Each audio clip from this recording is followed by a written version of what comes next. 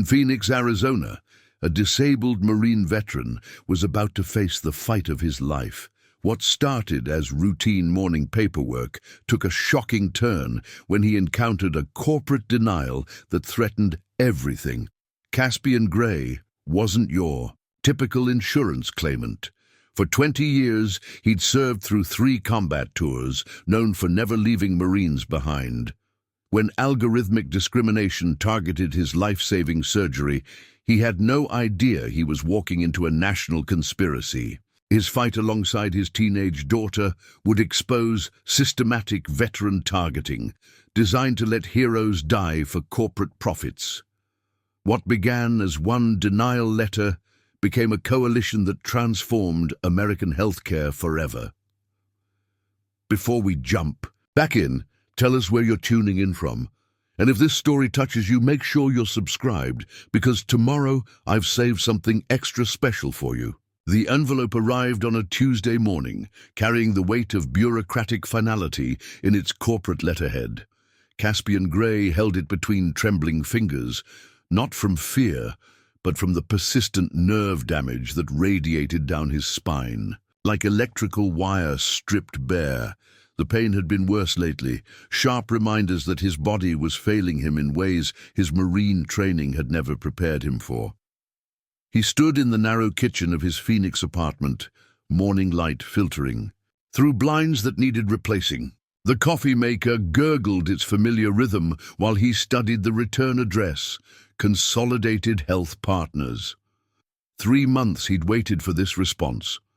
3 months of physical therapy sessions that barely touched the agony, of sleepless nights when even the prescription medications couldn't quiet the fire in his back. The letter opener felt heavy in his hand, a small brass piece shaped like a sword that Sophia had given him for Father's Day 2 years ago, back when they'd still believed the insurance company would eventually approve the surgery Dr. Foster recommended. Back when they'd thought the system worked for people who'd served it faithfully, Caspian's morning routine had become a careful choreography of accommodation and stubborn pride. He'd learned to brace himself against the counter while reaching for the coffee mug, to pause between movements when the spinal compression sent lightning through his legs. Each day brought new reminders of what the IED blast in Kandahar had taken from him, not just mobility, but the simple dignity of moving through the world without conscious effort. The denial letter unfolded with crisp efficiency, its language as cold as the desert morning outside their window. Dear Mr. Gray, after careful review by our medical advisory board, we regret to inform you that your request for lumbar spinal fusion surgery has been denied. The procedure is considered experimental for your specific condition, and alternative treatments have not been exhausted. Experimental. The word hit him like a physical blow. Dr. Foster had explained the surgery's necessity with the kind of clinical certainty that left no room for interpretation. Without it, the compressed nerves would continue deteriorating. Within 2 years, maybe less, he'd lose the limited mobility he still retained. The wheelchair he'd fought so hard to avoid would become inevitable. Caspian read the letter twice, his Marine-trained mind processing the bureaucratic language that seemed designed to obscure rather than illuminate. Experimental procedure.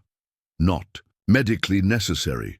Prior authorization required for continued physical therapy. Each phrase felt like another lock clicking into place on a cage he couldn't see but definitely felt closing around him.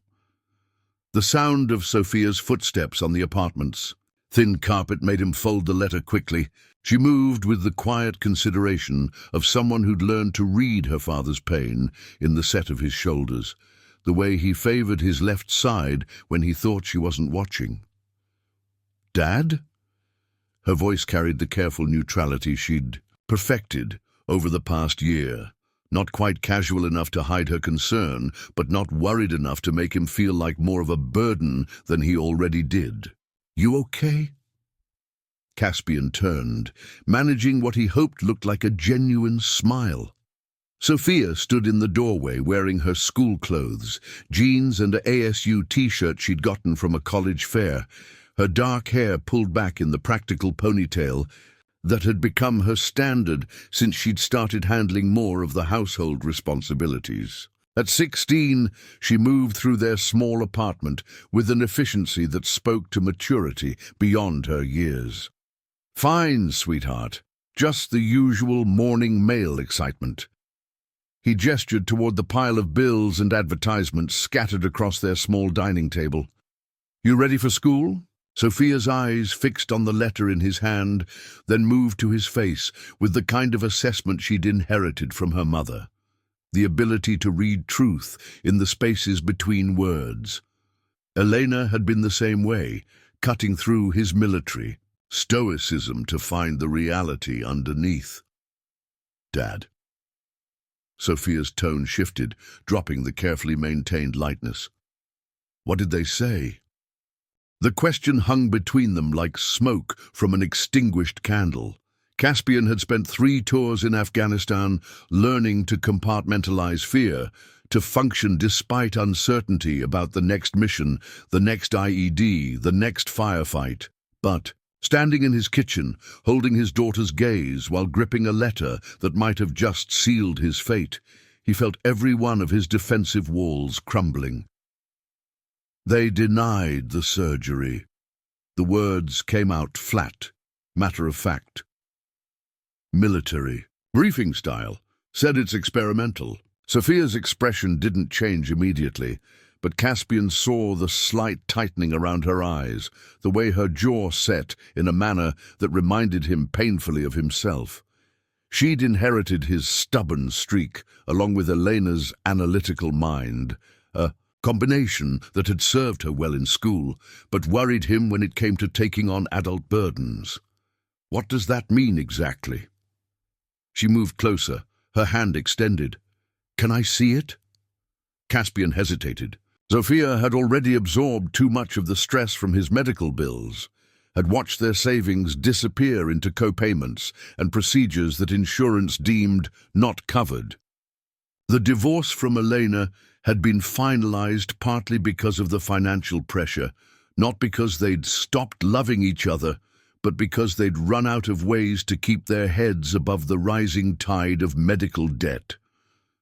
But Sophia's expression brooked no argument. She'd moved beyond the point where he could protect her from the realities of their situation.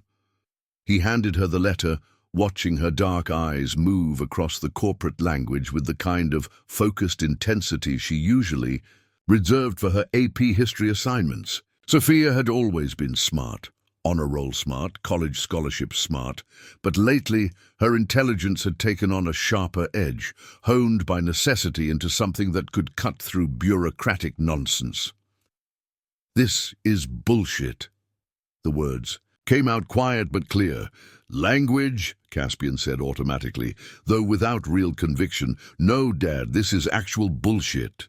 Sophia looked up from the letter, her eyes bright with an anger that reminded him of Elena during their worst fights about money and medical bills. "Dr. Foster explained this surgery to us 6 months ago. It's not experimental. They do it all the time." Before Caspian could respond, his phone rang. Dr. Foster's name appeared on the screen, and he felt his stomach drop. He'd hoped to have more time to process the denial, to figure out their next steps before having to discuss it with anyone else. "Dr. Foster." He answered on the 3rd ring, Sophia watching his face intently. "Caspian, I just heard about the denial." Dr. Amanda Foster's voice carried the kind of controlled frustration he'd come to associate with medical professionals fighting insurance companies. "I'm sorry, I was hoping they'd see reason." "Yeah, well..." Caspian glanced at Sophia, who had moved closer to listen. "Apparently the surgery's experimental." "It's not experimental, and they know it." Dr. Foster's voice turned sharp. "I've performed this procedure dozens of times. The success rate for your specific condition is over 90% without it." She didn't finish the sentence. But Caspian heard the words she didn't say. Without it, he'd be in a wheelchair within 2 years. Without it, the pain would worsen until even the strongest medications couldn't touch it. Without it, he'd become the kind of burden he'd sworn never to be. "What are our options?" Caspian asked, though he suspected he already knew the answer. "Appeal, fight them, get a lawyer if you have to." Dr. Foster paused. "I'll provide whatever documentation you need. This isn't medical judgment, Caspian. This is corporate cost-cutting, pure and simple." After Dr. Foster hung up, Caspian found himself staring at the denial letter again, its bureaucratic language blurring as the morning pain medication wore off. Sophia stood beside him, close enough that he could smell her shampoo, the same coconut scent Elena had always used. "We're going to fight this," Sophia said quietly. It wasn't a question. Caspian looked at his daughter, really looked at her, and saw the determination in her face that had carried him through 3 deployments and a dozen firefights. But she was 16. She should be worried about homework and college applications, not insurance denials and medical appeals. "Sophia, this isn't your—" "Don't." She cut him off, her voice carrying an authority that reminded him she was Elena's daughter too. "Don't tell me this isn't my fight. You're my father. This affects both of us." Outside their apartment window, Phoenix was waking up to another day of desert heat and endless possibility. But inside their small kitchen, surrounded by medical bills and denial letters, Caspian felt the weight of a different kind of battle beginning. One where the enemy wore suits instead of uniforms, where the weapons were legal documents and prior authorizations, and where the stakes were just as high as anything he'd faced in Afghanistan. Sophia was already reaching for her laptop, the same expression on her face that she wore when tackling particularly challenging homework assignments. But this wasn't homework. This was war. Sophia's laptop screen cast a blue glow across their dining table at 2 in the morning. Caspian had given up trying to convince her to get some sleep. When his daughter set her mind to something, she inherited his marine stubbornness in the worst possible way. Empty coffee mugs and scattered printouts surrounded her like the debris, field of an information explosion. "Dad, you need to see this." Her voice carried the kind of quiet intensity that made him look up from the insurance paperwork he'd been reviewing for the 3rd time. The denial letter lay beside him, its corporate language no less infuriating after hours of rereading. Caspian pushed himself up from the couch, his back protesting the movement with familiar, sharp reminders of why they were fighting this battle. The short walk to the dining table required the careful navigation he'd perfected. Hand on the wall, measured steps, breathing through the spinal compression that seemed worse at night. Sophia had multiple browser tabs open, each one displaying a different veteran forum or news article. Her notebook contained pages of handwritten notes in the precise script she'd developed for her AP classes, but these weren't school assignments. These were patterns of systematic denial that painted a picture far uglier than his individual case. "Look at this." She pointed to a forum post from a Marine named Jackson in Colorado. "Denied spinal surgery, same insurance company, same language. In the denial letter, experimental procedure." Her finger moved to another tab. "Here's Thompson in Florida. Army vet. Hip replacement denied as not medically necessary." Caspian leaned over her shoulder, reading the forum posts that detailed stories eerily similar to his own. Veterans with legitimate medical needs, clear doctor recommendations, and insurance denials that seemed designed to wear them down rather than provide actual medical review. "Could be coincidence," he said, though his tactical training told him otherwise. In Afghanistan, patterns meant enemy action. This felt like enemy action. Sophia pulled up another tab, a local news article from last month. "Phoenix veteran dies after insurance denial. She read the headline aloud, her voice steady but her hands trembling slightly. Robert Martinez served 2 tours in Iraq, needed cardiac surgery.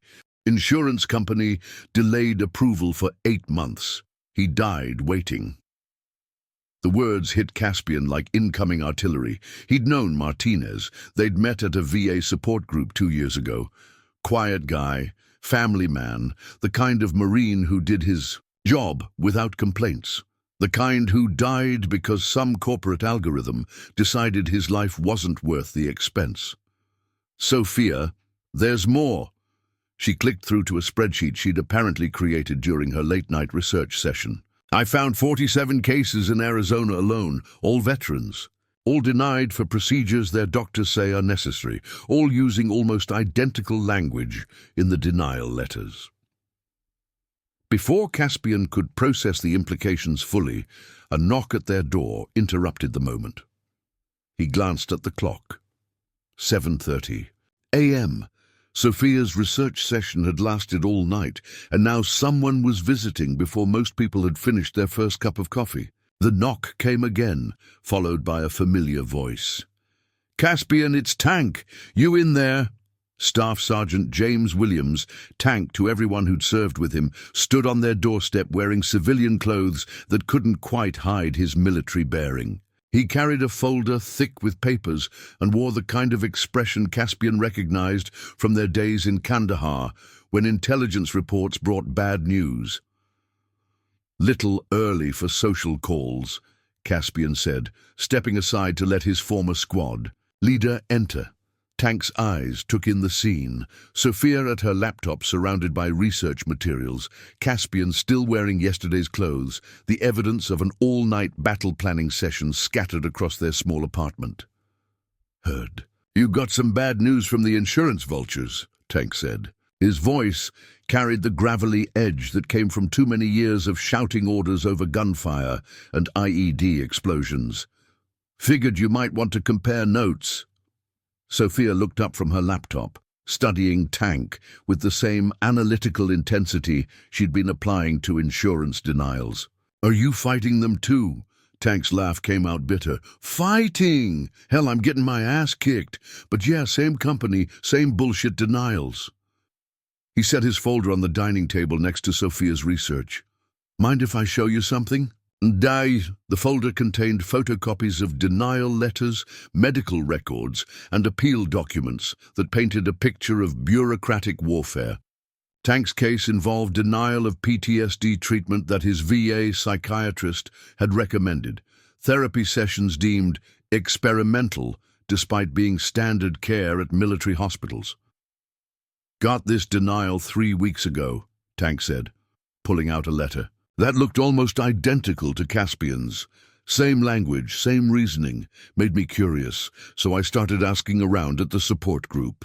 Tank ran a veteran support group that met weekly at the local VFW hall, a gathering of Marines, soldiers and sailors who discovered that coming home from war was sometimes harder than fighting it.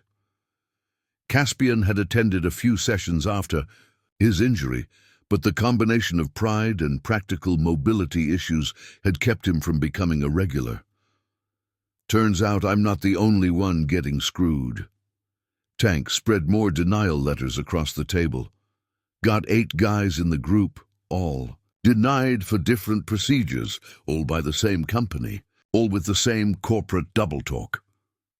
Sophia leaned forward, her researcher instincts fully engaged. "Can I see those letters?" Tank raised an eyebrow at Caspian, who nodded.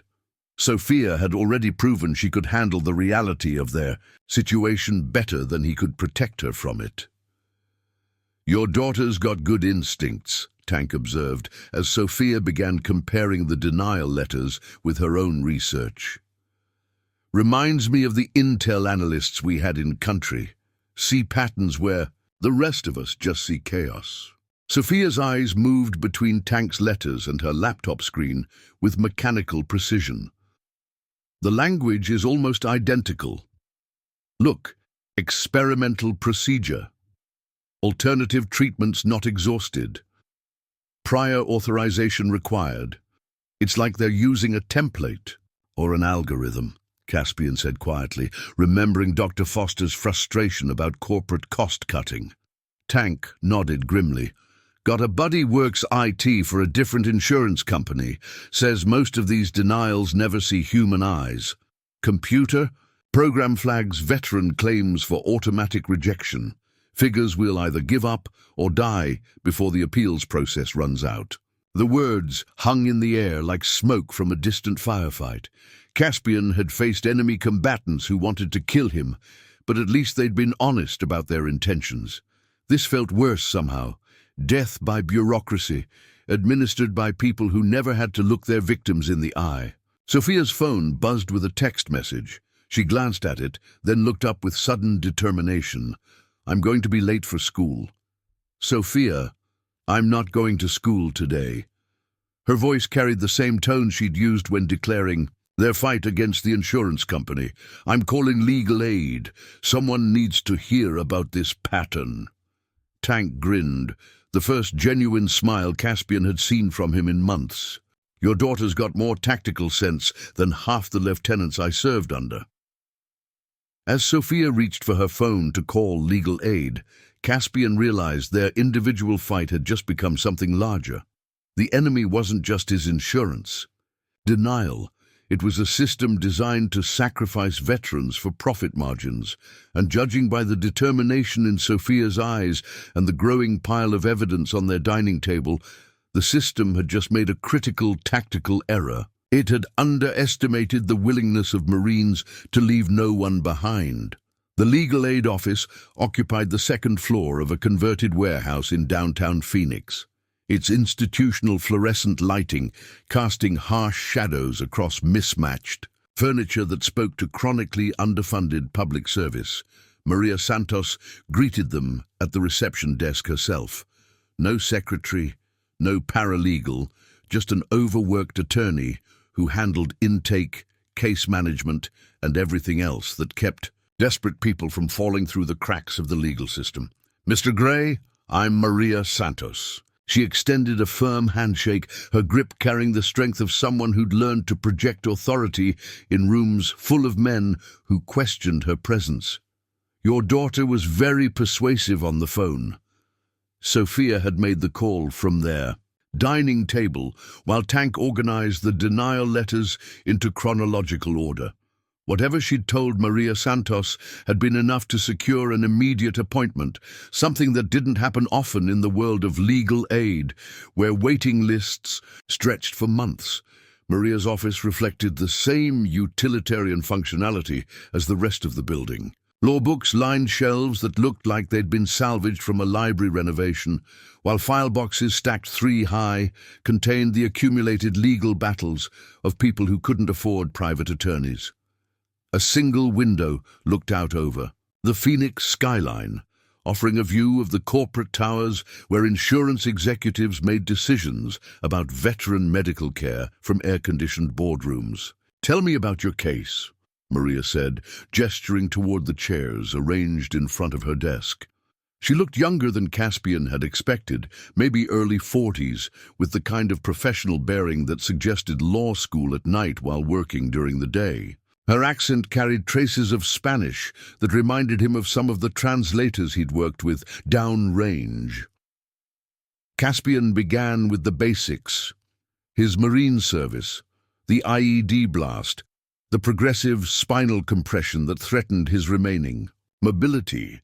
But as he spoke, he found himself watching Maria's face for signs of the polite disinterest he'd encountered from other attorneys. Instead, he saw the focused attention of someone who took veteran issues personally.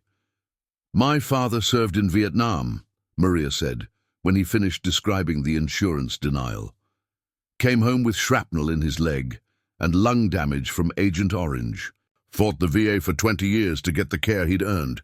Her voice carried an edge that suggested personal experience with bureaucratic warfare. He died before they approved his disability claim. Sophia leaned forward in her chair, pulling out the research she'd compiled.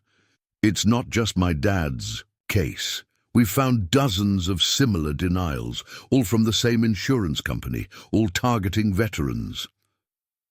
Maria accepted the folder Sophia offered, her eyebrows rising as she reviewed the patterns they'd documented.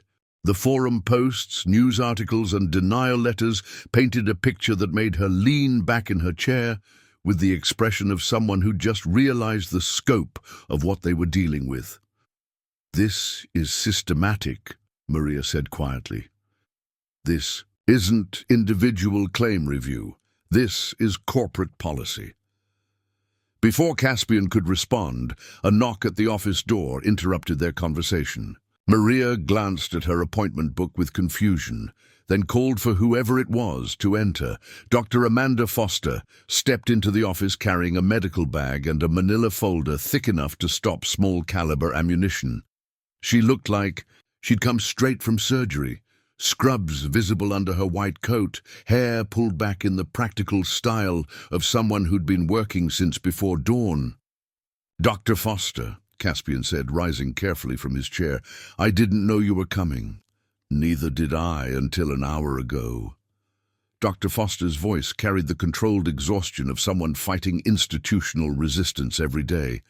"But when Maria called about building a case, I realized I needed to be here." Maria gestured toward an empty chair. "Doctor, I appreciate you taking time from your schedule. This isn't just about my schedule anymore." Dr. Foster set her folder on Maria's desk with the weight of accumulated frustration. "This is about a pattern of denials that's putting my patients at risk. Caspian's case isn't unique. It's standard operating procedure." Dr. Foster opened her folder, revealing medical records, surgical recommendations, and insurance correspondence that documented months of bureaucratic delays. Her clinical notes painted a clear picture of medical necessity, while the insurance company's responses demonstrated the kind of willful ignorance that prioritized profit over patient care. "The spinal fusion surgery I recommended for Caspian isn't experimental," Dr. Foster explained, her voice taking on the authoritative tone she used when presenting cases to medical boards. "It's standard treatment for his condition with a success rate above 90%. The insurance company knows this."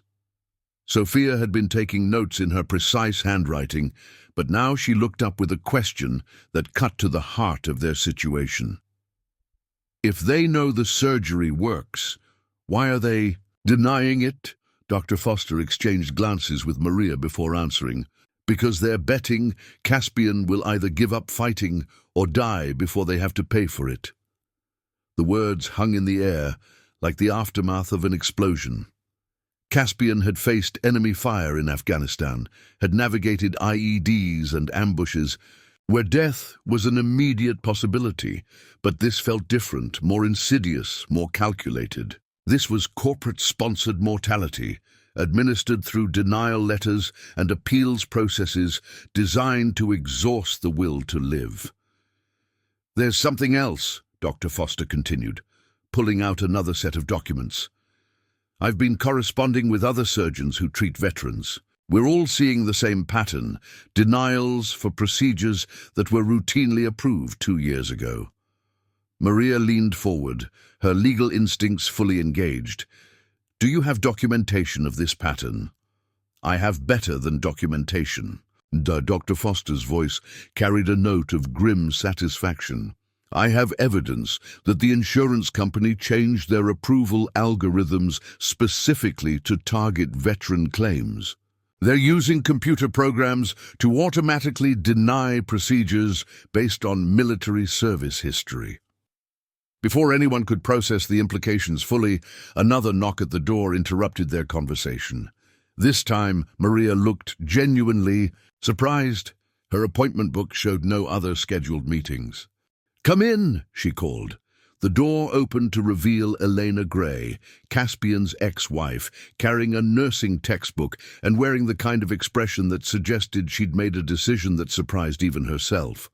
She took in the scene, Caspian, Sophia, Dr. Foster and Maria, all surrounded by legal documents and medical records, with the analytical assessment that had made her an excellent ER nurse before burnout forced her out of healthcare. "Elena," Caspian said, his voice carrying a mixture of surprise and something that might have been relief. "What are you doing here?" "Sophia called me." Elena's voice held the steady calm she'd used during medical emergencies when clear thinking meant the difference between life and death. "She said you were building a case against the insurance company." Elena moved into the room with the confidence of someone who belonged in medical settings, her eyes moving over Dr. Foster's documentation with professional understanding. "I may not be practicing anymore, but I still know how to read medical records, and I still remember how to fight for patients who can't fight for themselves." Maria looked between Caspian and Elena, reading the complicated dynamics of a divorce that hadn't been about love lost, but about a family crushed under medical debt and systemic failures.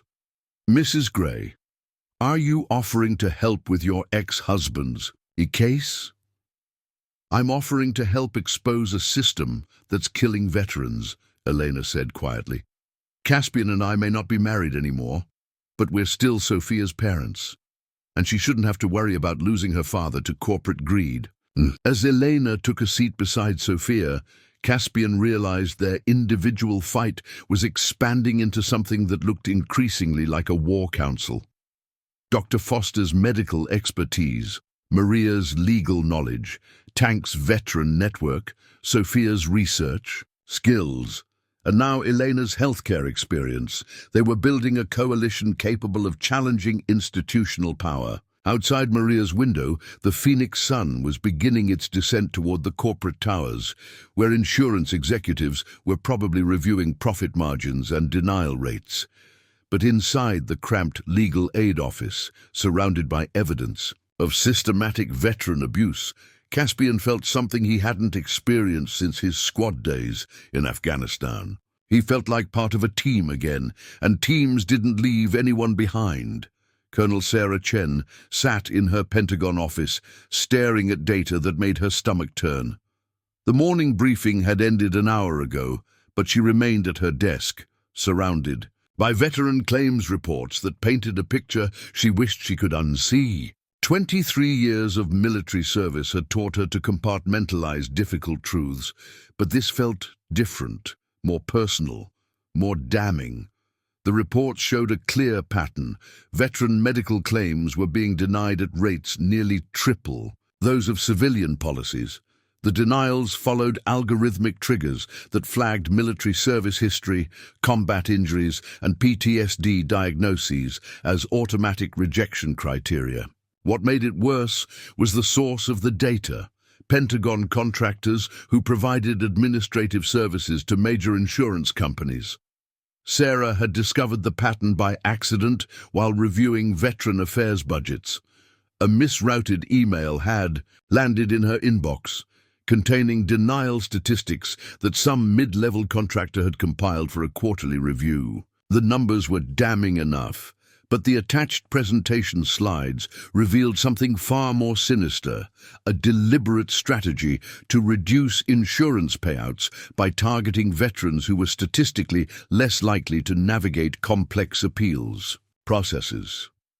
Preparing and narrating this story took us a lot of time, so if you are enjoying it, subscribe to our channel. It means a lot to us. Now back to the story. Her desk phone rang, jolting her from the data that seemed to grow more horrifying with each review. The caller ID showed her son's name, and she welcomed the distraction from institutional betrayal. "David," she answered, forcing her voice to sound normal. "How's the job search going?" "Fine, Mom, but you sound stressed." David Chen had inherited his mother's ability to read people through subtle vocal cues, a skill that had served him well in computer science, but made it impossible to hide emotional turmoil from him. "Rough day at the Pentagon?" Sarah glanced at the reports spread across her desk, each page representing veterans whose legitimate medical needs were being sacrificed for corporate profit margins. "Something like that." "Want to talk about it? I'm between interviews today." David had graduated from MIT 6 months ago with a computer science degree and a moral compass that his mother had carefully cultivated throughout his childhood. He turned down lucrative offers from tech giants that prioritized profit over social responsibility, choosing instead to pursue work with organizations that aligned with his values. "I can't really discuss the details," Sarah said, though she found herself wanting to share the burden of what she'd discovered. "It's classified material." "Mom!" David's voice carried the gentle persistence he'd used as a child when she tried to shield him from the realities of military life. "I've had security clearance since I was 16, remember? Summer internship at NSA." Sarah did remember. David had spent that summer learning about cybersecurity and developing an even stronger commitment to using technology for protecting rather than exploiting vulnerable populations. He'd also demonstrated an ability to analyze complex data patterns that had impressed career intelligence analysts. "If I were to hypothetically show you some data patterns," Sarah said carefully, "could you help me understand the technical methodology behind them?" "Hypothetically?" David's voice carried a note of humor mixed with concern. "Are we talking about the kind of hypothetical data that keeps you in the office until midnight reviewing classified reports?" Before Sarah could answer, her office door opened. General Morrison, her immediate superior, entered with the kind of expression that suggested he knew exactly what she'd been reviewing. "Colonel Chen." His voice carried military formality that didn't quite hide his discomfort. "We need to discuss the reports you've been accessing."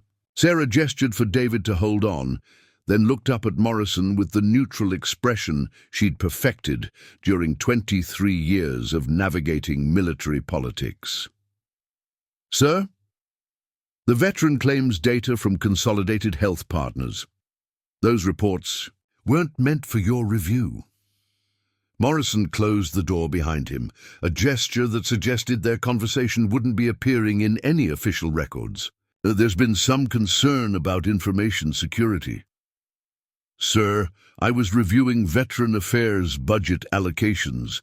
The data was directly relevant to my assigned responsibilities." Sarah kept her voice level, though she felt the familiar tension that came with institutional pressure to ignore inconvenient truths. Morrison moved to the window that looked out over the Pentagon's central courtyard, his posture suggesting the kind of careful positioning that preceded difficult conversations. "Colonel, you've had an exemplary career.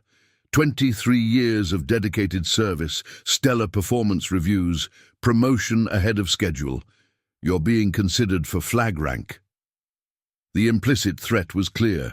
Challenging the insurance data could derail her promotion to general.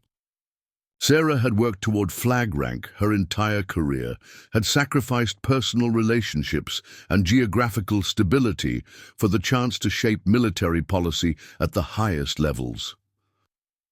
"I understand the implications, sir." Sarah glanced at her phone, where David was still waiting on hold. "But the data shows systematic discrimination against veterans, people we swore to protect. The data shows private sector business decisions that fall outside military purview."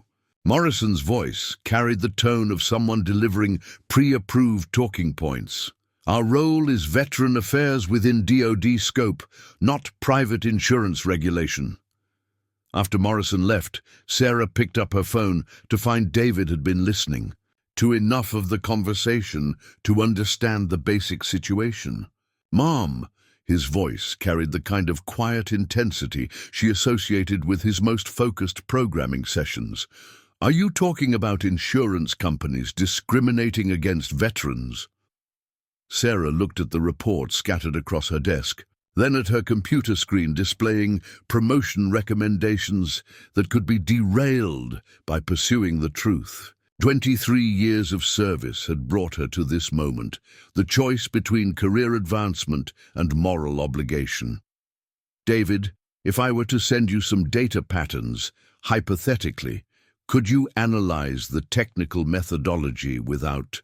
Discussing it with anyone else? Absolutely. David's response came without hesitation. And Mom, if someone's screwing over veterans using computer algorithms, that's exactly the kind of fight I want to be part of. Sarah stared at her computer screen, cursor hovering over the send button that would transmit classified data to her son. Military regulations were clear about information security, but so was her oath to protect the people who'd served under the flag she'd followed for over 2 decades. The decision felt like jumping from an aircraft without knowing if her parachute would open, but Sarah had made similar leaps during her career, moments when doing the right thing required accepting personal risk. She clicked send. 3 hours. Later, David called back with analysis that confirmed her worst fears. The insurance algorithms weren't just discriminating against veterans. They were specifically designed to target combat injuries and PTSD diagnoses with automatic denials. The technical implementation was sophisticated enough to avoid obvious patterns while systematically denying legitimate claims. "Mom, this isn't business efficiency," David said, his voice carrying the controlled anger she remembered from his teenage years when he'd encountered injustice. "This is deliberate targeting of people who served their country." Sarah looked out her office window at the American flag flying over the Pentagon courtyard, the same flag she'd saluted for over 2 decades. The choice ahead was clear: remain silent and preserve her career, or speak out and face the consequences. She thought about the veterans whose claims were being denied, about families facing medical bankruptcy because corporate algorithms valued profit over human dignity. She thought about the oath she'd taken as a young lieutenant, promising to defend against all enemies, foreign and domestic. "David," she said quietly, "I think it's time to make some phone calls." The abandoned warehouse on the outskirts of Phoenix looked like dozens of other industrial buildings that had fallen victim to economic shifts and urban decay. But its location, far from corporate offices and government surveillance, made it perfect for the kind of meeting that couldn't happen in official spaces. Maria had suggested the location after Colonel Chen's initial contact through encrypted channels, understanding that what they were planning required absolute security. Caspian arrived first, his careful navigation through the warehouses uneven. Concrete floors a reminder of why they were fighting this battle. The pain in his spine had worsened over the past week, each denial letter and bureaucratic delay translating into physical deterioration that Dr. Foster's warnings made impossible to ignore. Sophia entered next, carrying her laptop and a messenger bag filled with research materials that had grown exponentially since their late-night discovery session. She'd missed another day of school, claiming illness while diving deeper into patterns of veteran claim denials that painted an increasingly disturbing picture of systematic targeting. Tank Williams appeared through the warehouse's side entrance, followed by 3 other veterans from his support group. Each carried their own folder of denial letters and medical documentation, their collective presence transforming the meeting from family crisis to military operation. "Gentlemen," Tank said, gesturing toward the assembled group, "meet Sergeant Mike Torres, Army, Corporal Lisa Zhang, Marines, Petty Officer First Class Robert Jackson, Navy, all fighting the same insurance company, all getting the same corporate runaround." Dr. Foster arrived with Eleanor, their unlikely partnership reflecting the strange alliances that crisis could forge. Elena carried a medical bag and nursing textbooks, her professional instincts apparently reactivated by the systematic nature of what they were confronting. Maria Santos entered last, her legal briefcase accompanied by a secure laptop that suggested she'd been preparing for more than a standard legal consultation. Her expression carried the focused intensity of someone who'd discovered that an individual case had become a class action opportunity. "Before we begin," Maria said, setting up a small device that Caspian recognized as a white noise generator, We need to establish that this conversation is protected by attorney-client privilege. Everyone here is now part of a potential class action lawsuit against Consolidated Health Partners. The warehouse's empty space seemed to amplify their voices as they arranged folding chairs in a circle that reminded Caspian of military briefings before dangerous missions. But instead of enemy positions and tactical objectives, they were discussing corporate algorithms and appeals processes that felt equally threatening to their survival. Sophia opened her laptop, connecting it to a portable projector that cast her research onto the warehouse wall. The data she'd compiled over sleepless nights now filled the space with undeniable evidence of systematic veteran targeting. "I've documented over 200 cases across 15 states, Sophia said, her voice carrying the confidence of someone who'd mastered complex information through obsessive research. "All veterans, all denied for procedures their doctors say are medically necessary, all using identical algorithmic language." Colonel Chen emerged from the shadows near the warehouse entrance, her appearance causing Tank and the other veterans to straighten unconsciously into military posture. She wore civilian clothes, but her bearing carried the authority of someone accustomed to commanding respect in rooms full of general officers. "Colonel Sarah Chen, Pentagon Veteran Affairs," she said, moving toward their circle with measured steps. "And before anyone asks, yes, I'm here unofficially. What I'm about to share could end my career."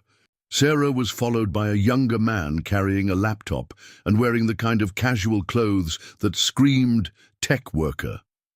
David Chen's resemblance to his mother was obvious, but his energy carried the restless intelligence of someone who approached problems like puzzles waiting to be solved. "My son David," Sarah said, "computer science degree from MIT, cybersecurity clearance, and the technical skills to analyze the algorithms that are denying your claims." David set up his laptop beside Sophia's, their screens creating a dual presentation. Space that combined Sophia's pattern research with technical analysis that revealed the algorithmic methodology behind the denials. "The insurance company isn't just discriminating against veterans," David explained, his voice carrying the enthusiasm of someone who'd found a complex problem worth solving. "They're using machine learning algorithms trained to identify military service markers and automatically flag those claims for denial." Sophia leaned forward in her chair, her researcher instincts fully engaged. "How specific are the targeting parameters?" "Extremely specific." David pulled up code samples that looked like hieroglyphics to everyone except Maria, who'd apparently learned enough programming to understand the implications. Combat injury keywords, PTSD diagnoses, VA hospital references, all automatic triggers for denial pathways.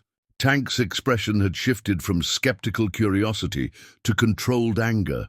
"You're telling us they built a computer program specifically to screw over veterans?" "I'm telling you they built a computer program to maximize profit by targeting the population least likely to successfully navigate appeals processes," David said. "Veterans with PTSD, mobility issues, financial stress, they're banking on you giving up before reaching final appeals." Dr. Foster stood up, her medical training, translating the technical discussion into human consequences. "This explains why I'm seeing patients deteriorate while waiting for approvals that never come. They're not delaying care, they're denying it until death resolves the claim." Elena's nursing background provided additional context that made the situation even more horrifying.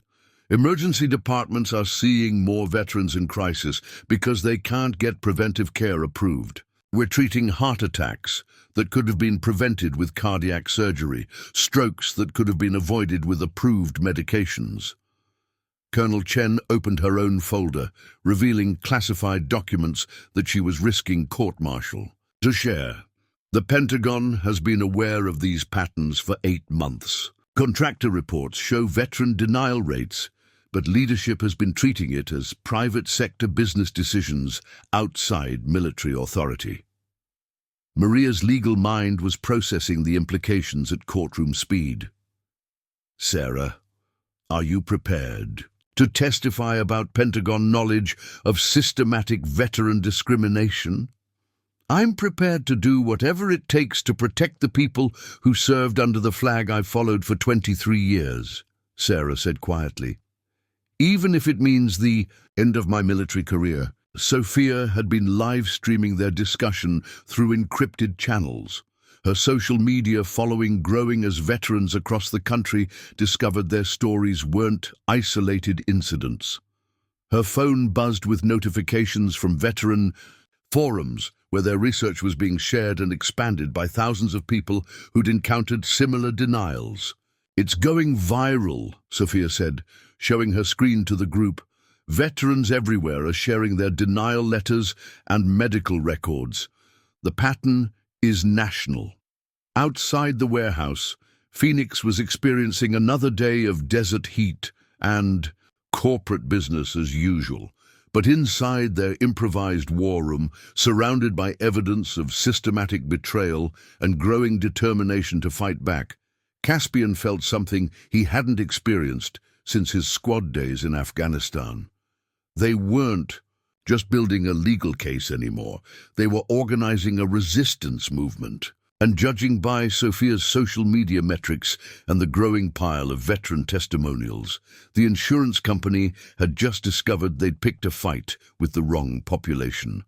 Marines don't retreat. They advance in a different direction. Richard Blackstone received the alert at 6:47 a.m.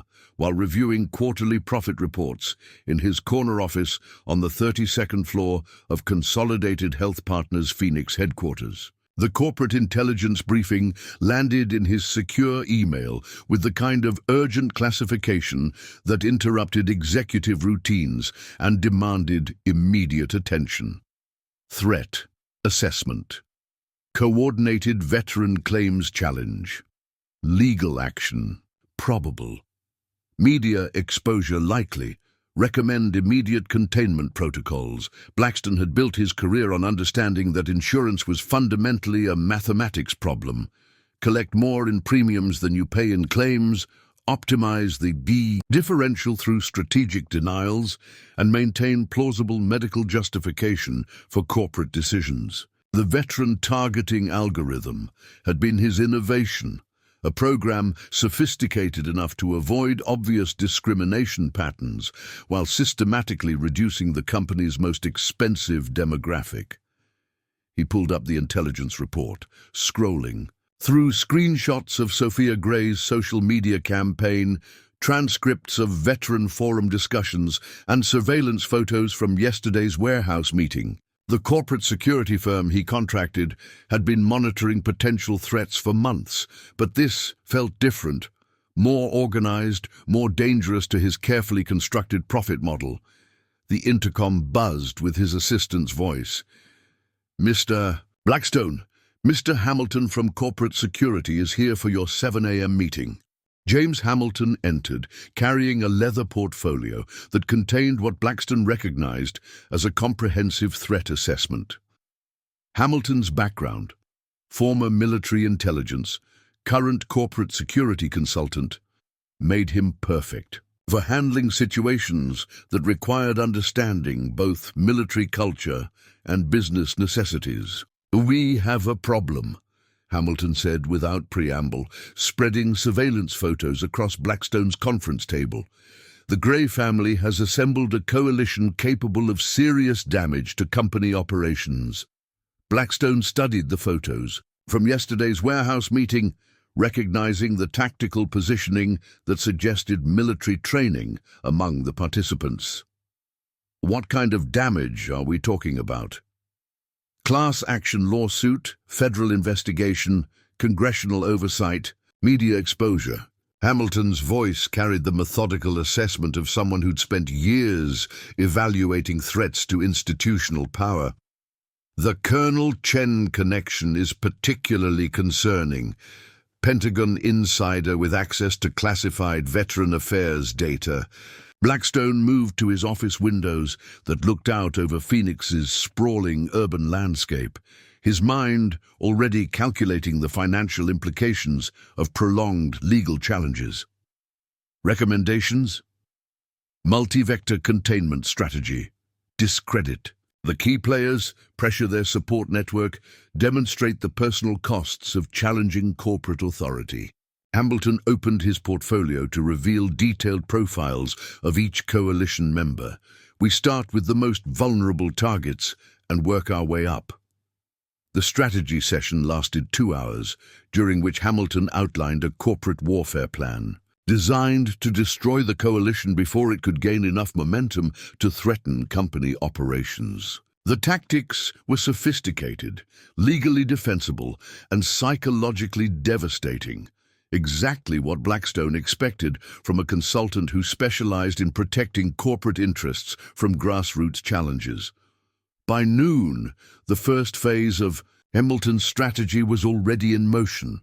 Caspian discovered the credit report assault when he tried to buy groceries with a debit card that suddenly showed insufficient funds. The bank's fraud department explained that his credit score had dropped 300 points overnight due to multiple delinquent accounts that appeared on his record.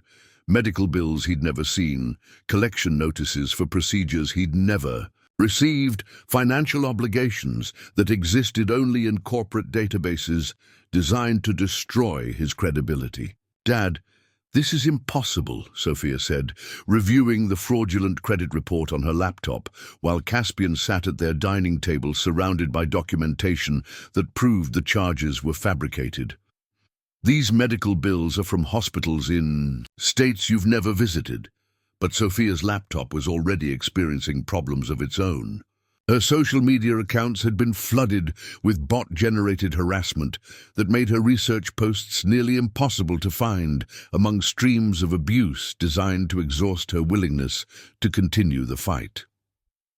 Professional trolls had begun targeting her college application posts, creating fake academic scandals that could jeopardize her scholarship opportunities.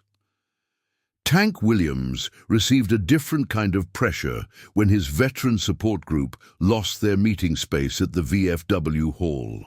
The organization's leadership cited insurance liability concerns that had mysteriously appeared in their policy documentation, forcing his weekly gatherings to find alternative locations that most members couldn't easily access. Colonel Chen's Pentagon office became the center of an internal investigation that questioned her handling of classified information and her contacts with civilian legal organizations. Her security clearance was suspended pending review, effectively isolating her from the veteran affairs data that had made her such a valuable coalition member. "They're playing this perfectly," Maria Santos said during an emergency conference call with the coalition members who could still communicate securely. "Corporate security playbook. Isolate the key players, attack their credibility, demonstrate the personal costs of resistance." Dr. Foster was experiencing her own institutional pressure when hospital administration called her into a meeting about patient confidentiality concerns related to her involvement in legal proceedings against major insurance providers. The message was clear: distance yourself from the veteran coalition or face professional consequences that could end your medical career.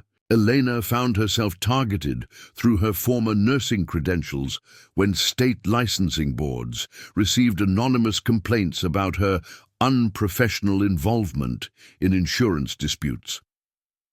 The licensing review process would take months to resolve, during which her ability to return to healthcare work remained suspended. But the most personal attack came that evening when Caspian received a phone call that made his blood freeze. "Mr. Gray?" The voice was professionally neutral, carrying the kind of false concern that preceded terrible news. "This is Child Protective Services. We've received reports about your daughter's welfare that require immediate investigation." The CPS worker explained that anonymous reports had raised concerns about Sophia's education, multiple school absences, involvement in adult legal proceedings, exposure to inappropriate stress that suggested parental neglect. The investigation would require home visits, interviews with Sophia's teachers, and evaluation of Caspian's ability to provide adequate care given his disability and financial situation. "They're going after Sophia," Caspian told Maria during a secure phone call that night. "They're using the system to threaten my daughter." Maria's voice carried controlled fury. "It's a classic intimidation tactic. Attack the children to force parents into submission. But Caspian, this also means they're scared. You don't deploy this level of corporate warfare unless you're genuinely threatened." Sophia, who had been listening to the conversation, despite Caspian's attempts to shield her from the worst of the pressure campaign, looked up from her laptop with the kind of determined expression he remembered from Eleanor during their most difficult moments. "Dad," she said quietly, "they just made this personal." Outside their apartment window, Phoenix glittered with the lights of corporate towers where executives were probably reviewing daily reports on their pressure campaign's effectiveness. But inside their small living room, surrounded by fraudulent credit reports and CPS investigation notices, Caspian realized that Blackstone's corporate security firm had made a critical tactical error. They'd threatened his daughter, and threatening Sophia meant declaring war on someone who'd already learned how to fight enemies, who wanted to destroy everything he cared about. The question wasn't whether he could withstand corporate pressure. The question was whether Consolidated Health Partners understood they'd just escalated a medical dispute into something far more dangerous. They were about to learn the difference between insurance fraud and total war. The secure communication channel that David Chen had established required 3 separate encryption layers and routing through servers in countries that didn't cooperate with US corporate surveillance. At 3 a.m., while Phoenix slept under its blanket of desert stars, he sat in his mother's Pentagon office, transferring classified documents that would either expose systematic veteran abuse or destroy both their careers forever. Colonel Chen watched. Her son's fingers move across the keyboard with the kind of focused precision she associated with disarming explosive devices. Each classified file he copied represented another potential court-martial charge, another violation of military regulations that had governed her entire adult life. But the alternative, allowing corporate algorithms to continue killing veterans for profit, violated something deeper than regulations.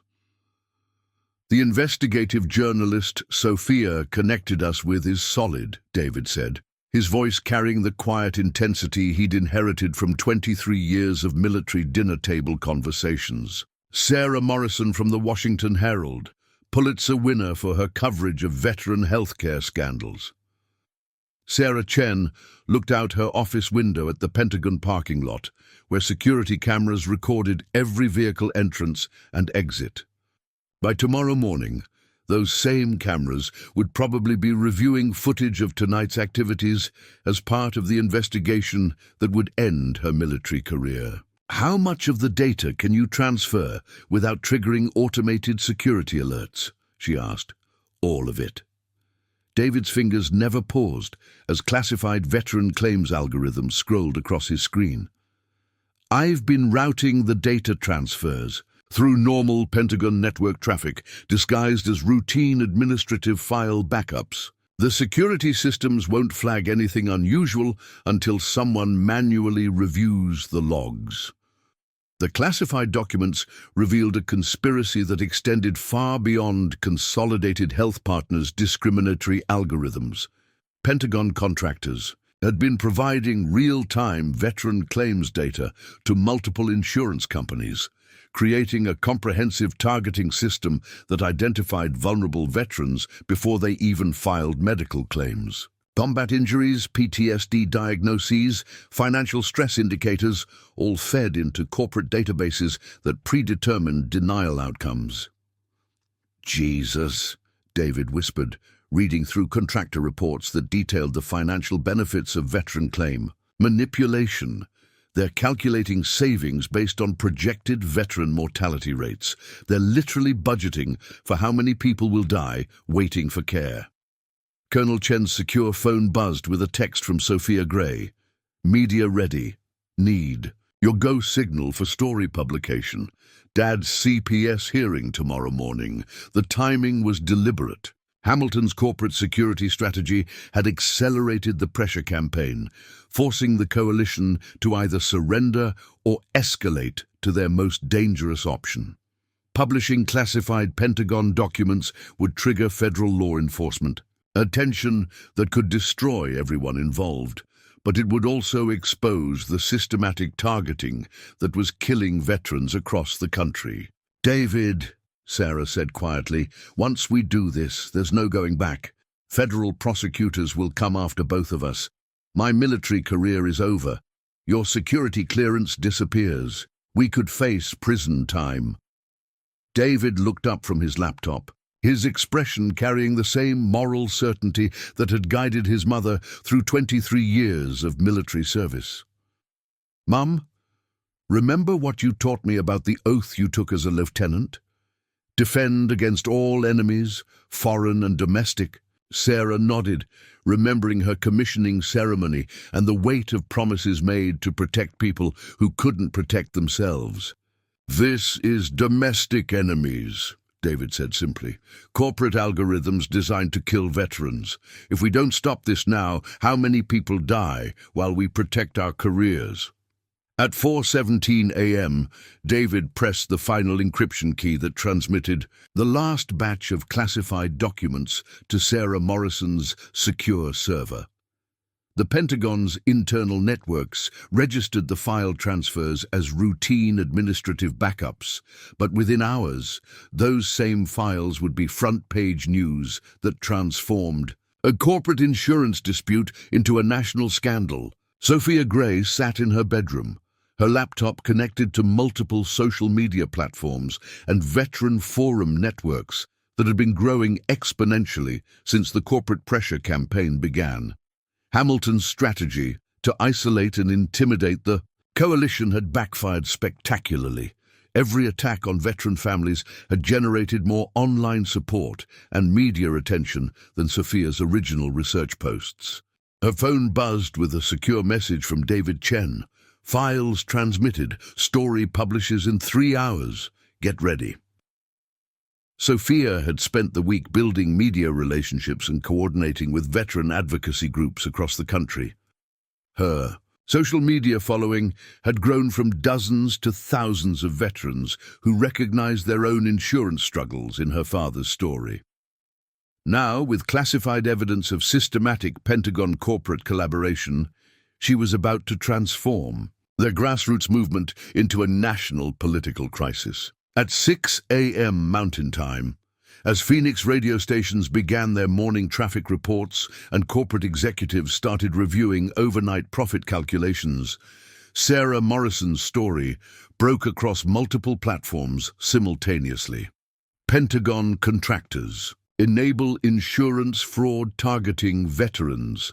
The headline appeared on the Washington Herald's website, accompanied by classified documents that proved systematic veteran targeting, Pentagon contractor complicity, and corporate algorithms designed to maximize veteran mortality.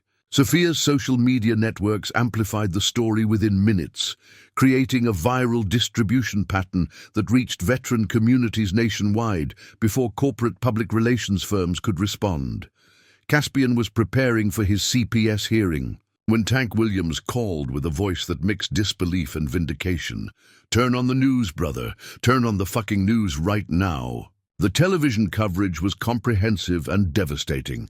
Congressional offices were already announcing emergency hearings, while federal prosecutors confirmed they were opening criminal investigations into both Consolidated Health Partners and the Pentagon contractors who had enabled systematic veteran discrimination. But the breakthrough came with a call that Sophia answered while monitoring social media reaction to the story.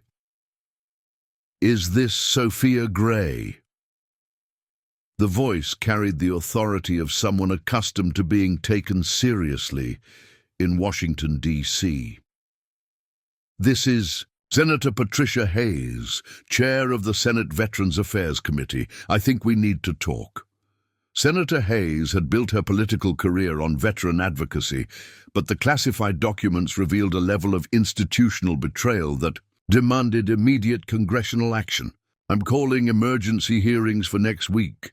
Your father's testimony could be the centerpiece of legislation that protects every veteran in America."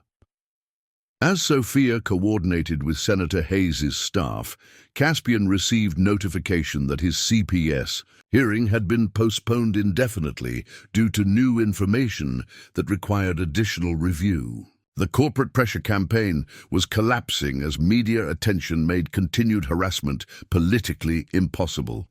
Dr. Foster called to report that hospital administration had suddenly reversed their position on her coalition involvement. Now, describing her veteran advocacy as exemplary professional service. Elena received word that her nursing license review had been expedited and approved. By noon, Richard Blackstone was facing a federal investigation that threatened both his personal freedom and his company's survival. The sophisticated corporate warfare that had been designed to destroy individual veterans had created a national political scandal that no amount of damage control could contain. The war that had begun with a single denial letter was about to move from warehouse meetings and legal aid offices to the halls of Congress, where the entire American political system would be forced to choose between corporate profits and veteran lives. The Hart Senate Office Building's Committee Room 216 had hosted some of the most significant veteran affairs hearings in American history, but Senator Patricia Hayes had never seen media attention like this.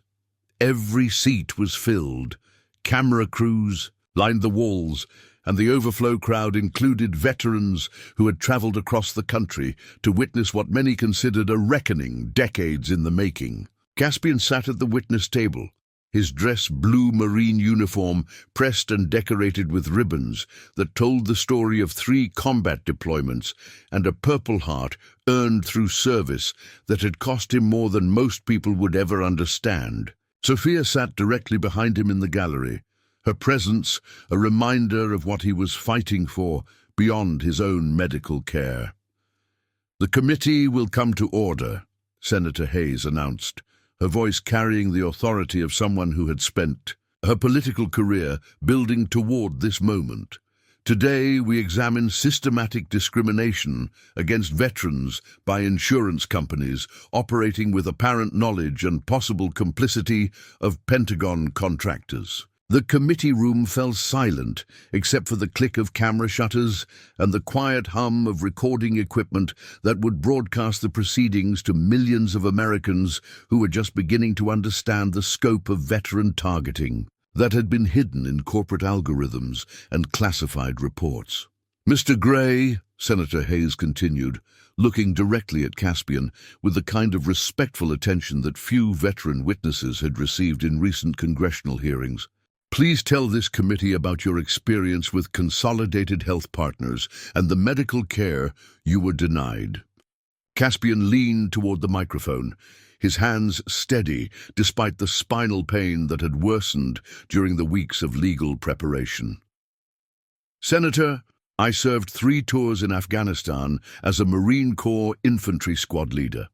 On my final deployment, an IED blast compressed my spine and damaged nerve pathways that control my mobility." His voice carried the measured cadence of military briefings, but the personal cost was evident in every carefully chosen word. Dr. Amanda Foster, a board-certified orthopedic surgeon, recommended spinal fusion surgery that would prevent progressive paralysis. Consolidated Health Partners denied this surgery, claiming it was experimental, despite the procedure being standard care for my condition. Senator Hayes nodded, reviewing the medical documentation that Dr. Foster had provided to the committee. Mr. Gray, were you aware that your case was part of a systematic pattern of denials targeting veterans? Not initially, Senator. I thought it was an individual mistake that could be corrected through appeals. My daughter Sophia discovered the pattern through research that revealed hundreds of similar cases affecting veterans nationwide.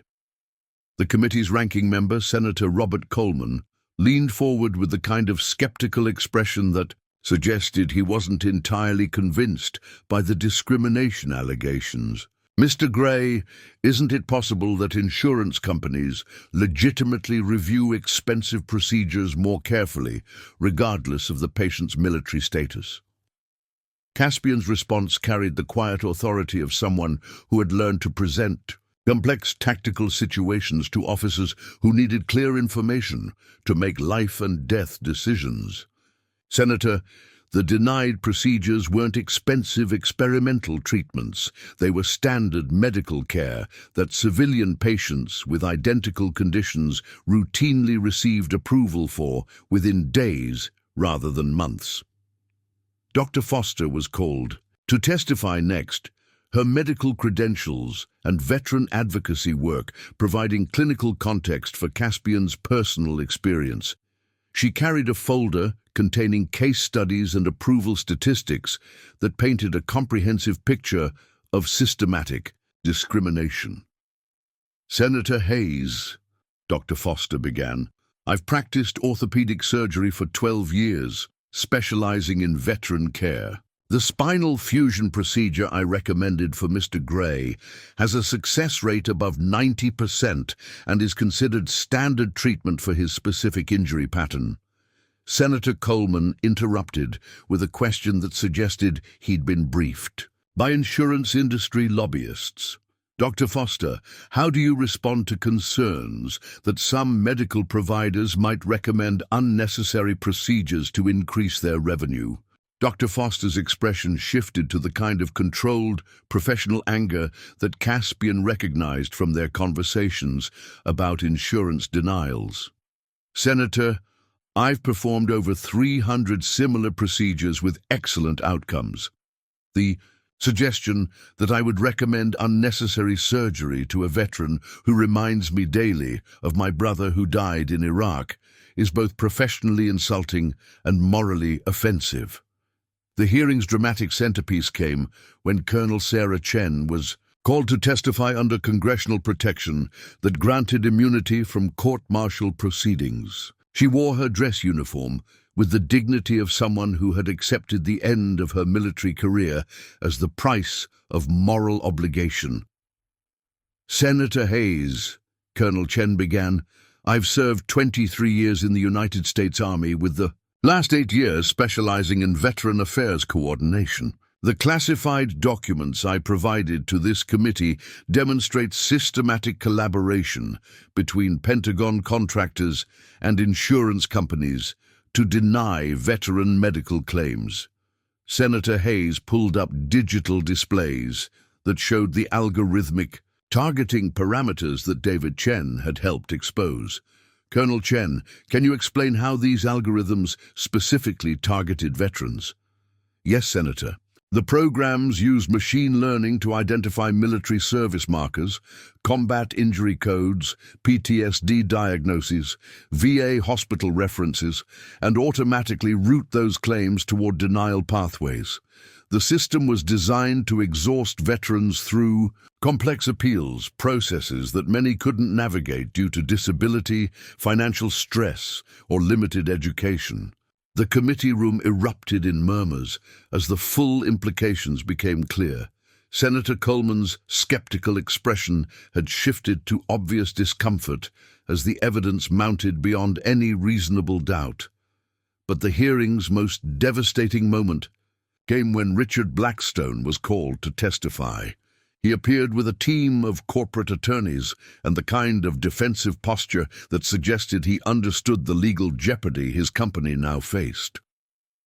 Mr. Blackstone, Senator Hayes said, reviewing documents that detailed Consolidated Health Partners' profit margins and denial statistics, Your company's veteran claim denial rate is 3 times higher than civilian policies.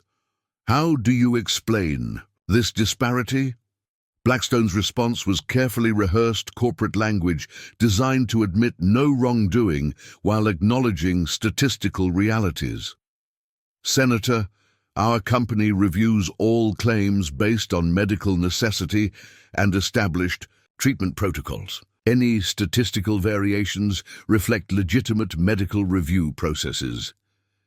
Senator Hayes pulled up internal company emails that David Chen's investigation had uncovered. Mr. Blackstone, this email from your office refers to veteran optimization, strategies that would improve quarterly margins through targeted demographic management. Oh, can you explain what that means?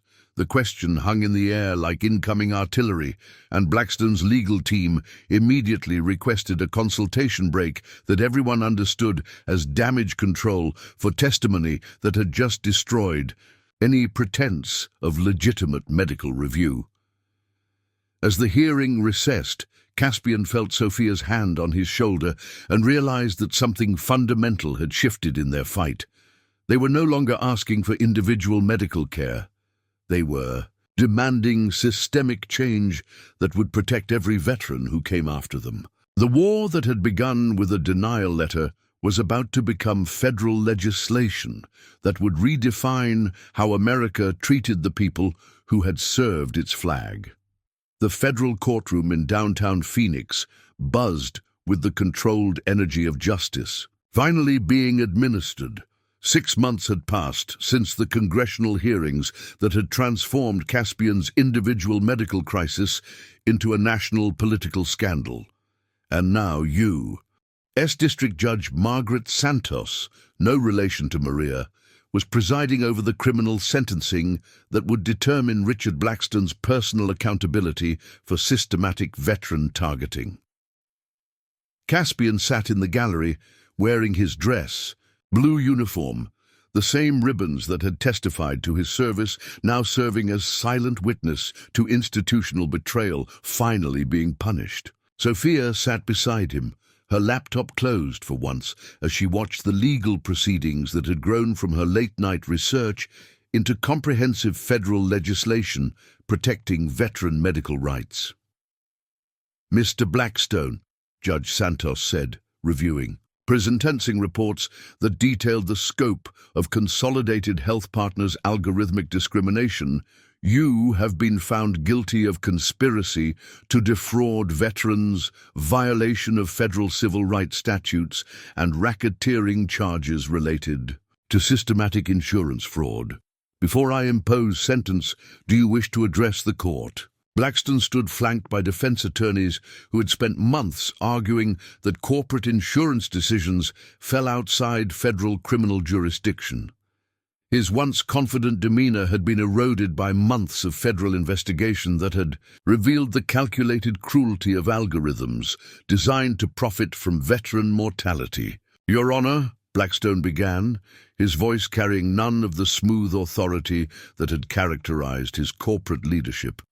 I want to express regret for any harm that resulted from company policies that I believed were legitimate business practices.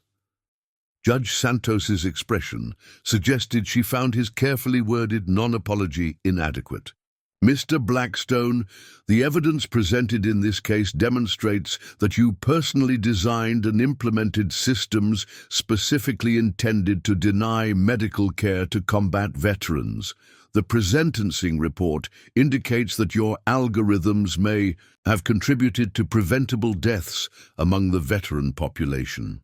The sentencing hearing was interrupted by victim impact statements from veterans whose claims had been denied by Blackstone's targeting algorithms. Tank Williams testified about fellow support group members who had died waiting for care, while Dr. Foster provided medical testimony about the long-term consequences of delayed treatment that had left dozens of veterans permanently disabled. Your Honor, Tank said, his voice carrying the gravity of someone who had carried wounded Marines through firefights, Mr. Blackstone created a system that finished what enemy combatants started. He turned corporate profits into weapons against people who had already sacrificed everything for their country. Judge Santos imposed a sentence of 15 years in federal prison, along with restitution orders that would bankrupt Blackstone, personally, while funding veteran medical care programs. But the individual punishment was less significant than the broader institutional changes that had emerged from the congressional investigation. The Veterans Medical Protection Act had passed, both houses of Congress, with bipartisan support that reflected genuine political consensus about protecting veteran health care rights. The legislation prohibited algorithmic discrimination based on military service, established federal oversight of veteran insurance claims, and created whistleblower protections for military personnel who exposed systematic abuse.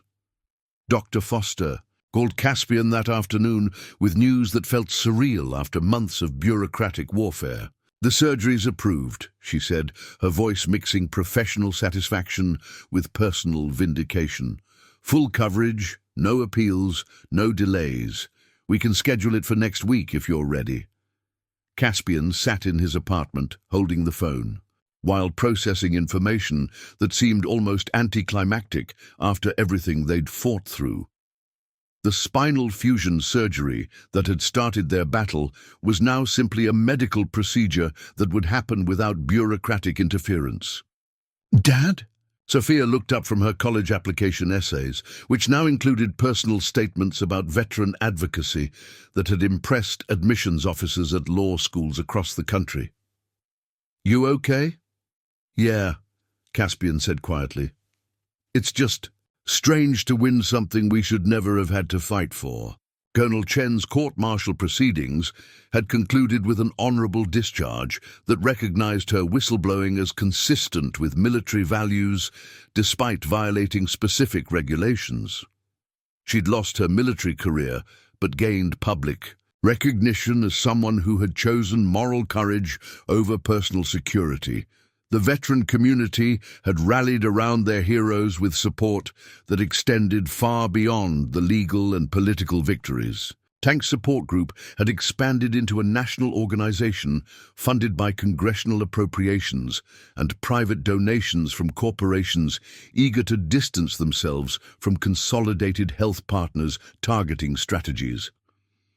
Elena had returned to nursing with a specialization in veteran care, her experience with medical bureaucracy making her an invaluable advocate for patients navigating complex insurance systems.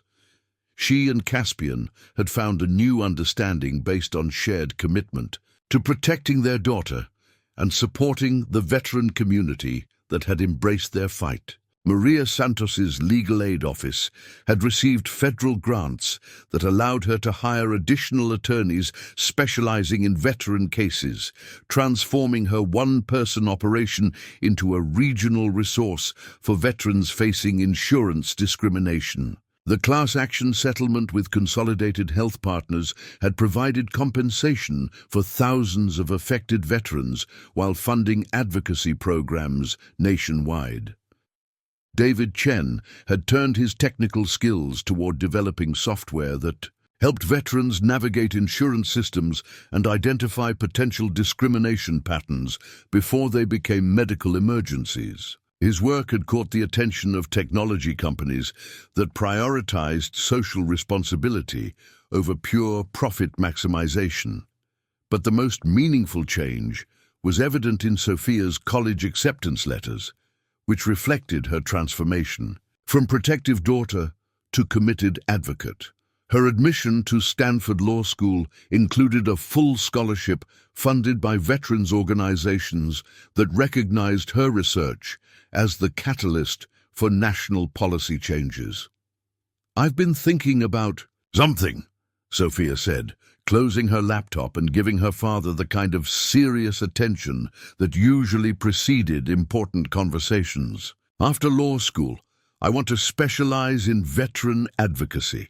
Make sure what happened to us never happens to anyone else."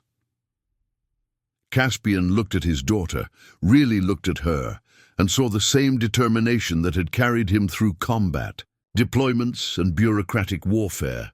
But where his military service had been about protecting American values abroad, Sophia's mission would be about defending those same values at home. "You know," he said quietly, "I think that's exactly what your grandfather would have wanted. Service that protects people who can't protect themselves." Outside their apartment window, Phoenix glittered with the lights of corporate towers and government buildings where new policies protected veteran rights and held insurance companies accountable for systematic discrimination. But inside their small living room, surrounded by college acceptance letters and medical approval forms, Caspian realized their personal battle had created institutional changes that would outlast any individual victory. They'd started fighting for one surgery and ended up transforming how America treated its veterans. That felt like victory, worth everything they'd sacrificed to achieve it. 6 months after his spinal fusion surgery, Caspian Gray stood without pain for the first time. In 3 years, the rehabilitation had been grueling, but Dr. Foster's predictions had proven accurate. The procedure that Consolidated Health Partners had deemed experimental had restored mobility that insurance algorithms had been designed to deny permanently. The modest office space in downtown Phoenix displayed a simple sign: Gray Foundation, Veteran Medical Advocacy. Sophia had chosen the location deliberately, close enough to Maria Santos's expanded legal aid office for collaboration, far enough from corporate towers to avoid the surveillance that had once threatened their family.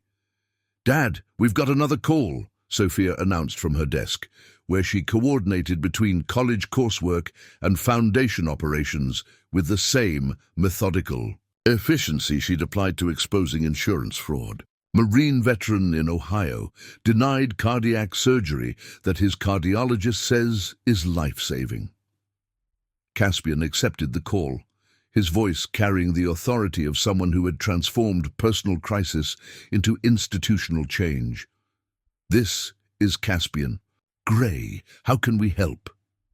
The conversation that followed was familiar. Another veteran facing algorithmic discrimination, another family trapped in bureaucratic warfare designed to exhaust their will to fight. But now, instead of feeling isolated and helpless, Caspian could offer resources that had grown from their individual battle into a national support network. Colonel Chen entered the office carrying files from her new position as the Foundation's military liaison. Her honorable discharge had ended her Pentagon career but provided credibility with veteran communities that valued her sacrifice for exposing systematic abuse. "The VE partnership is official," Sarah announced, setting down documentation that established formal cooperation between the Gray Foundation and Department of Veterans Affairs. "They're referring veterans who face insurance discrimination directly to our advocacy programs." Tank Williams appeared in the doorway, his expression carrying the satisfied exhaustion of someone who had spent the morning leading support groups that now operated from properly funded facilities instead of borrowed. VFW spaces. "Just finished orientation for 12 new peer counselors. Words spreading fast about what we're doing here." Maria Santos arrived for their weekly coordination meeting, her legal practice now handling veteran cases from across the Southwest, with funding that had transformed her one-person operation into a regional powerhouse. The Supreme Court agreed to hear the algorithmic discrimination case. Your testimony could establish precedent protecting veterans nationwide. David Chen connected via video call from Silicon Valley, where his veteran advocacy software had attracted investment from technology companies seeking to demonstrate social responsibility. The app's now active in 47 states. Veterans are identifying insurance discrimination patterns before they become medical emergencies. Sophia answered another call, the fourth that morning, from veterans who had heard about their advocacy, worked through social media networks that had grown organically from her original research posts. Each call represented another family facing the same corporate warfare they had survived, another opportunity to demonstrate that individual courage could create lasting institutional change. Gray Foundation, this is Sophia. How can we help you? Ma fight back. Outside their office windows, Phoenix continued its daily routine of desert heat and corporate business. But inside their modest space, surrounded by evidence that personal struggle could inspire systemic change, Caspian realized their war against veteran targeting had evolved into something more important than individual victory. They had created a permanent resistance movement that would protect future generations of veterans from corporate algorithms designed to profit from their sacrifice. The denial letter that had started their fight was now framed on the wall, not as a memento of bureaucratic cruelty, but as a reminder that ordinary people could create extraordinary change when they refused to be silently defeated. The phone rang again. Another veteran needed help. Sophia smiled and answered. Up next, you've got 2 more standout stories right on your screen. If this one hit the mark, you won't want to pass these up. Just click and check them out. And don't forget to subscribe and turn on the notification bell so you don't miss any upload from us. But Caspian, c'est de scene.